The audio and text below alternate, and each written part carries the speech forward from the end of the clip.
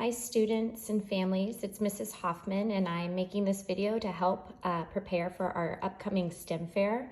My ultimate job as your teacher is to help along the way. I'm here for any help, any support, anything I can do to help. This project will be done at home as we are going to work through the scientific method at school in our own project, which will help in the completion of these projects at home.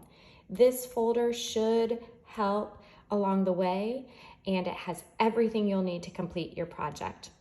A couple of things, if you take a look at the second page here, I've come up with a manageable timeline to help get this project done so it's not rushed or it doesn't feel pressured to get things done.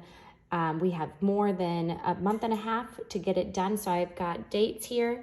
You can see the first couple things that are due, that are upcoming and due, and we've already talked about these in class, but it's really just coming up with a topic that gets your mind going, you're curious about. I'm going to share a couple science websites that might help if you're looking for some ideas.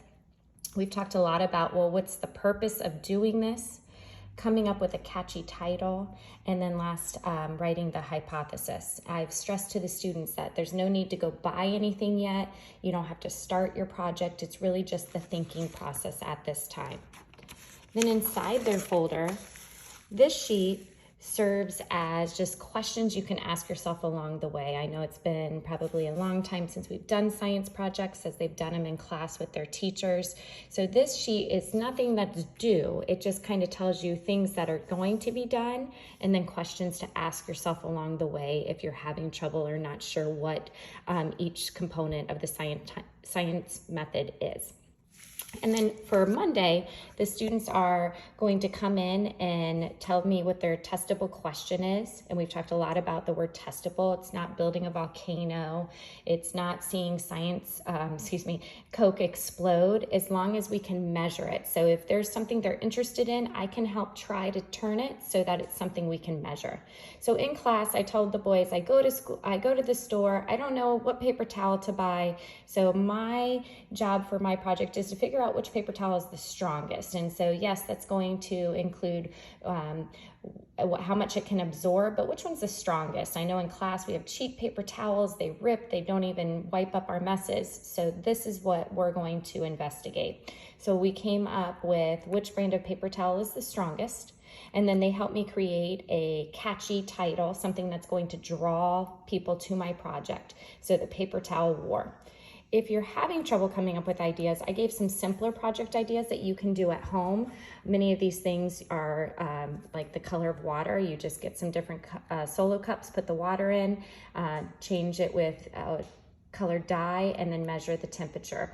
So some of these things you don't have to go out to the store. It's all things you may have at home. So 2 components that are due on Monday. And then lastly, for Monday, is telling the purpose of the project. And so the purpose of the paper towel project we're doing at school is to determine which brand of paper towel is the strongest in order for me, Mrs. Hoffman, to pick out the best one when I shop. If I know a lot of them have already come in about the chocolate, it's not to go and pick out the best one when they're shopping, because we really don't, that doesn't make a difference when we're buying the chocolate. We're really just, the purpose of the colored chocolate is to see, does color really make a difference in how fast it melts? And lastly, they're going to form their hypothesis, and it could be an if-then statement. If I am testing the strength of paper towels, then I think this paper towel will be the strongest, or I think the blank brand of paper towel will be the strongest. But they need to go ahead and write because. They need to tell me why they think that, and they know the hypothesis is just what they think. It's okay if it's wrong. It's okay if they are unsure, just put their hypothesis down, and then that's what they will check off at the end. The most important part of this project, though, is what comes behind all of these pages, and this is their log. We can call it like a journal or a STEM log, but they need to have dates and little statements about what they're doing. You can see I've already kind of messed up. I went to the store and bought the paper towels before I showed them the paper towels. So it's okay just to kind of make some random, if you make a mistake, don't go ahead and erase. I've had some erasing here. Just draw arrows. I will say, honestly, this is the hardest part because I know keeping up with day to day or every 2 days or 3 days. So you can put random dates down as long as it falls within our STEM timeline, and then just put things that are going on throughout the project. If you just thought about it, if you went to the store, if you actually worked on it, if you sat with mom and dad and went and came up with a list for the grocery store, all of those little things need to be here. And I've given plenty of paper, of course, if you need more. And lastly, I wanted to share a couple videos, or I'm sorry, not videos, websites that you can look.